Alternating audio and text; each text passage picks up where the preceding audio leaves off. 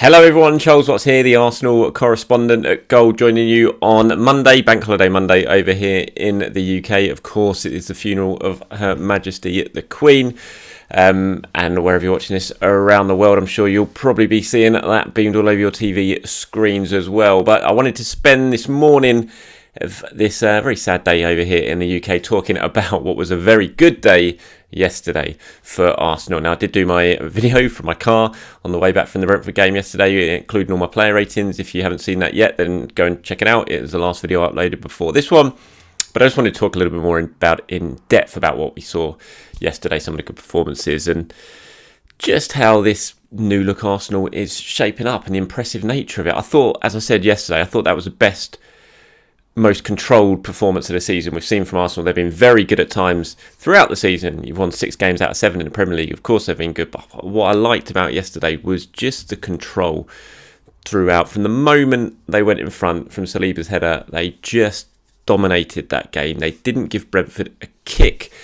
Anytime Brentford did try and put any pressure on them, anytime they sent in set pieces or the long throws, something we've seen Arsenal struggle with and other teams struggle with in the past when they came up against Brentford, they just dealt with it really, really well. They snuffed it out at source. Saliba, Gabriel, Ben White, Kieran Tierney, the back four, absolutely excellent. Thomas Partey, Granit Xhaka in front of them, just didn't let Brentford get up any head of steam. It was a proper all-round defensive performance, and that, of course, allowed the forward players, the forward-thinking, attacking players at Arsenal have to go out and do what they do best, which is score goals. 3 of them could have scored plenty more if it wasn't for David Raya making some great saves.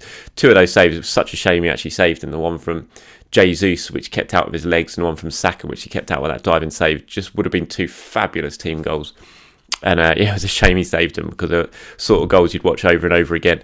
And I'm sure you'd have that little pass counter sometimes that they'll put up on the screen to count how many passes were involved before the goal was scored. So that was a shame, but it was just some really good performances. And Granit Xhaka, who I spoke about yesterday, kind of epitomises that. And I've wrote a piece today that I've just put out on my social media channels. It's gone live on Goal now. You'll see it on goal.com if you head to it.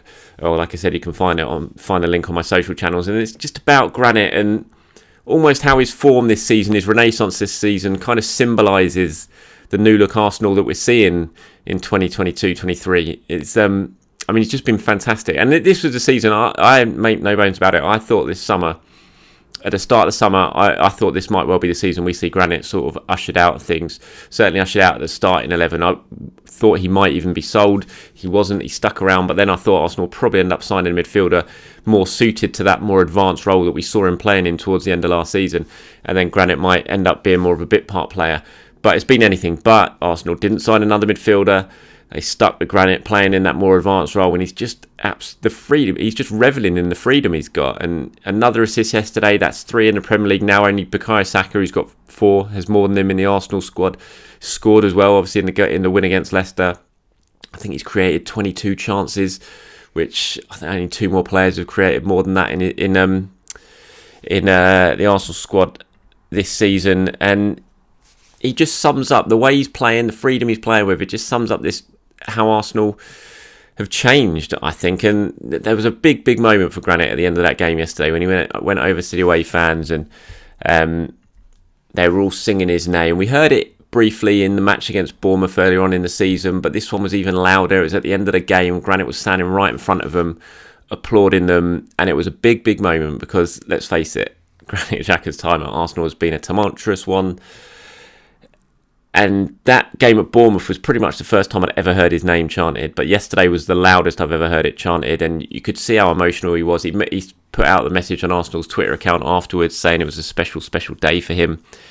And just when you think back 3 years to where he was, and he didn't just have 1 foot out the door. He had virtually 2 feet firmly out the door. He had his bags packed. He's admitted it himself after that incident with the fans. They got after the Crystal Palace game. Had Mikel Arteta arrived, he would have gone, but he's stuck around and he's worked hard, he's kept his head down, and he's got himself back in, well, not back in the team because he was always in the team apart from when he got kind of taken out by Unai Emery after that incident. But he's made himself undroppable. This was the man that most people viewed as a liability waiting to happen, and now he's absolutely undroppable. He's one of the first names on the team sheet. He wore the armband again yesterday in the absence of Martin Odegaard, and I just think that renaissance, the form he's showing, the freedom he's playing with now, it is just a symbol of how different Arsenal are now to what they were even a year ago. And fair play to him, because he's been written off so many times. But one thing you can never criticise Granit Xhaka, or you can never say about him, is that he ever shirks a challenge.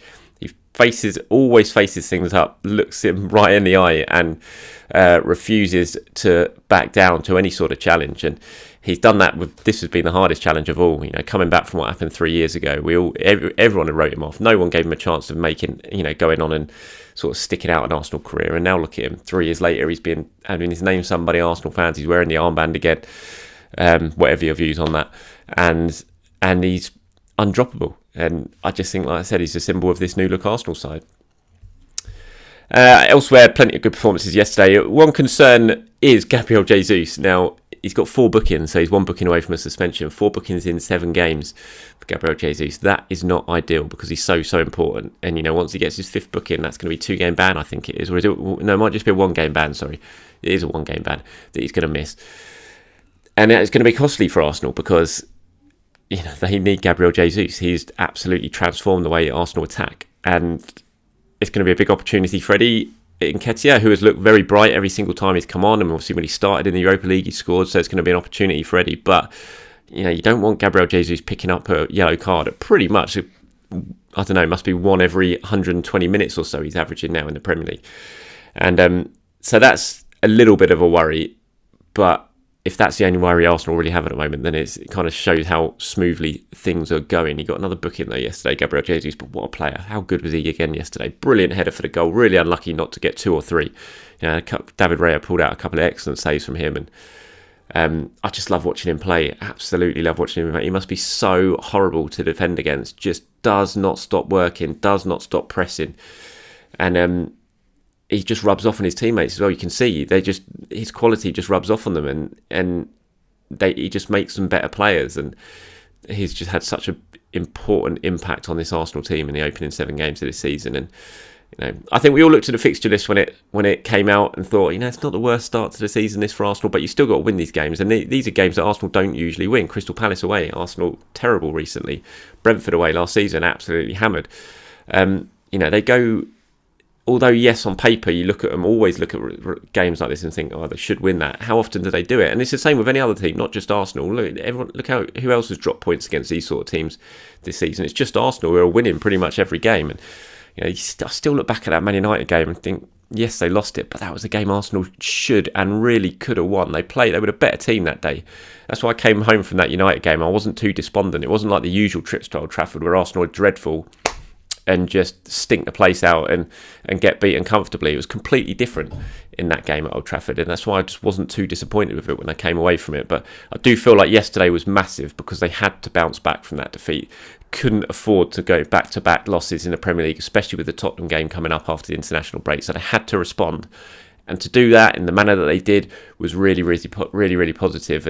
And it's going to send them into that Tottenham game just with a real sort of confidence boost now. And Tottenham, obviously, they had a good win, smashed Leicester for 6 as well. So that's going to be one hell of a North London derby. Spurs still unbeaten, obviously, as well, coming into this game after the international break. There, Arsenal hopefully going to be the first team to beat Spurs, and that would mean a lot for them. It'd see them move 4 points back above Spurs. You look at the league table now. Yes, they've got a game. Other teams have got a game in hand on them, but I think they're 9 points ahead of Liverpool, 6 ahead of Man United. I'm not sure, 8 ahead of Chelsea maybe. That's a big gap already at this stage of the season, even with that game in hand that the teams have. And it's just a really nice position to be in. To be sitting top of the league, to be above Manchester City at this stage of the season is just, it's what you want. You want points on the board early, especially with the World Cup, because we just have no idea how the second half of this season is going to pan out, what sort of effect the World Cup is going to have on squads, on players during that second half of the season. To get as many points on the board as you possibly can before that break is going to be absolutely huge, because it's just such an unknown quantity this season.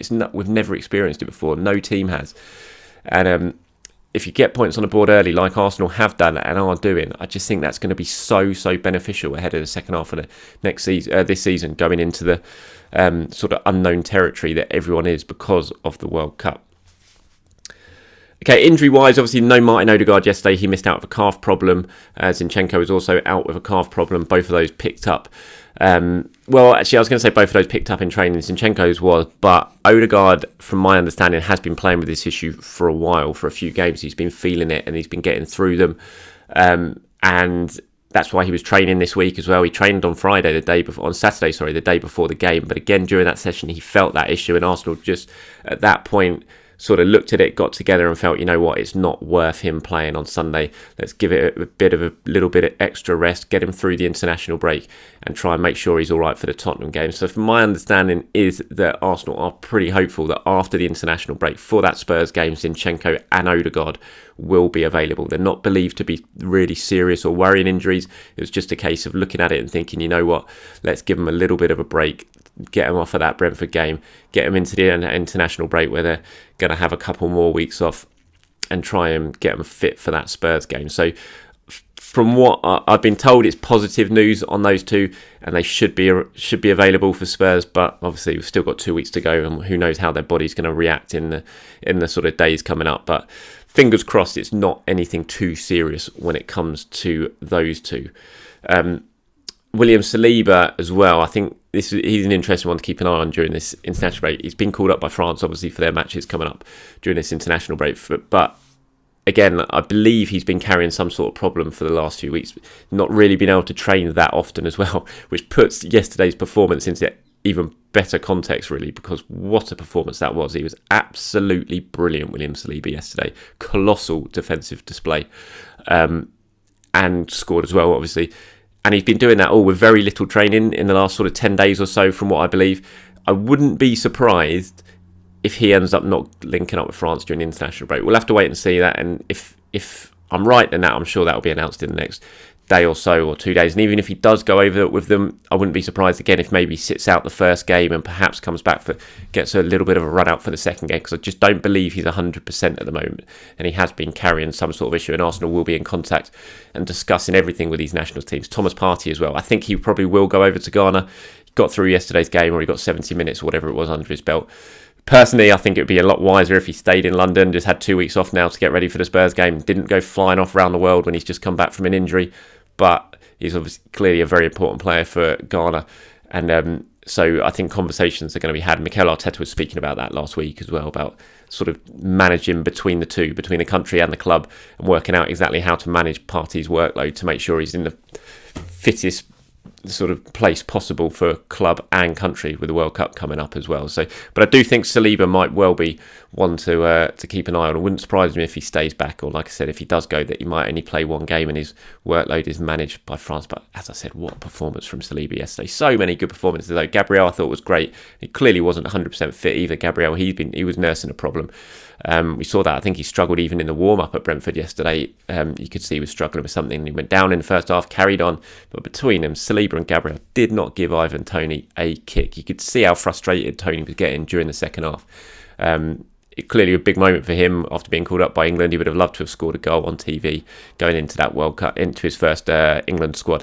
But absolutely shut out. Did not get a sniff. And Ben White as well, just making a mockery of Gareth Southgate not calling up to the England squad. I mean, how is he not in the England squad? It's such a joke how he can't be. I mean, I've got no issue with Harry Maguire. I think he's been treated really unfairly by a lot of Manchester United fans. And he's done very, very well for England. But it's really hard to continue justifying him, even if he's never let you down. That whole thing, with Southgate. Same with when Jordan Pickford was going through struggles with Everton. He'd never let England down. So you could kind of understand why Southgate kept picking him. But Maguire, it's getting harder and harder to justify. He's just not playing. And so how can he get in ahead of Ben White, who has been playing so well for the team, who's top of the league? Yes, playing at right back, but we know he's the centre-back as well. And I just don't understand it. I mean, to be honest, it doesn't really bother me that much, although it sounds like it does because I'm ranting about it. But from an Arsenal point of view, it's great. He gets another 2 weeks off now. He doesn't have to go away with England. He can sit back, relax, have a bit of rest ahead of North London derby. He can work with Arteta and the coaching staff at London Colney.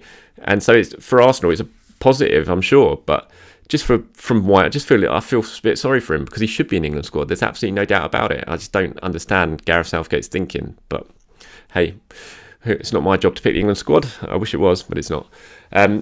And that's about it. Thank you very much for watching, everyone. Thank you for all the support, as always. And if you anything you agree, disagree with that you've seen in this video, please do let me know in the comments below. Like I said, you can go over to goal.com right now and read the piece I've written this morning about Granit Xhaka. You can find the links to that on my social media accounts as well. And also, if you haven't seen them yet, then go back and watch yesterday's video where you get all my player ratings from yesterday's wonderful 3-0 win for Arsenal at Brentford. Thanks for watching, everyone. Have a very good day. Speak to you soon.